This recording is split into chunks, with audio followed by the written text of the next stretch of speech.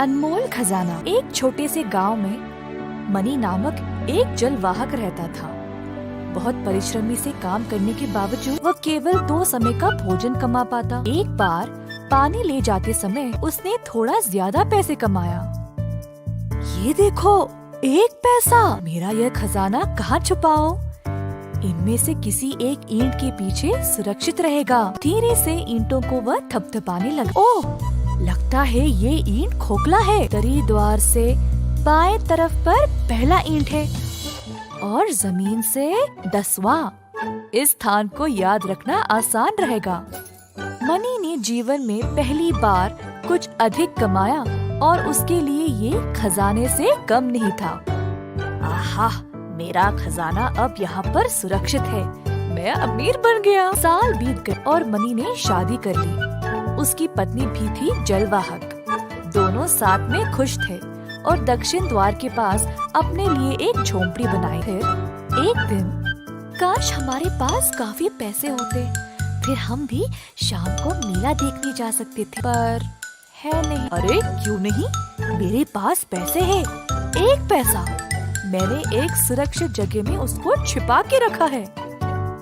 सच? मेरे पास भी 1 पैसा है। अगर तुम अपना ले आओगे, फिर हम दोनों के पास खूब मजे करने के लिए काफी होगा। हाँ हाँ, मैं अभी जाके अपना खजाना ले आऊँ। जल्दी आना। तेज गर्मी का मौसम था और दोपहर का सूर्य आकाश में धधक रहा था। रास्ते पे कोई नहीं था, केवल ये जलवाहक जो गाना गाते गाते दौड़ रहा था। हाँ, वो रहा। बस थोड़ा और दूर। महाराज उदय अपने महल के छज्जे पे आराम कर रहे थे जब उन्होंने मनी को देखा। पता नहीं ये कौन है जो इतनी तेज गर्मी में खुशी खुशी दौड़े जा रहा है। महाराज ने अपने सैनिक को आदेश दिया उस जलवाहक को ले आने के लिए। मनी जा ही रहा था जब महाराज के सैनिकों ने उसको रोककर पकड़ लिया। अरे छोड़ दो मुझे, जाने दो। महाराज तुमसे बात करना चाहते हैं, आओ हमारे साथ। मनी को जरूरी काम होने के बावजूद वह महाराज के आदेश को इनकार नहीं कर पाया, तो सैनिकों के साथ महल चला। धरती आग जैसी उबल रही है, फिर भी तुम गाते हुए दौड़े जा रहे हो। तुम्हारे पैर नहीं जल रहे? मेरी इच्छा ही मेरे लिए आग है, ये गर्मी नहीं। और क्या है तुम्हारी इच्छा? मेरी यही इच्छा है कि मैं उत्तरी द्वार पर एक ईंट के पीछे मेरा छुपाया गया खजाने को वापस लूं और अपनी पत्नी को खुश करूं। इतनी तेज धूप की परवाह किए बिना तुम शहर के एक कोने से दूसरे कोने तक दौड़ रहे हो।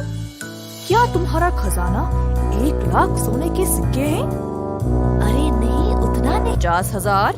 नहीं महाराज। 10,000? उतना नहीं महाराज, बस 1 पैसा। 1 पैसा?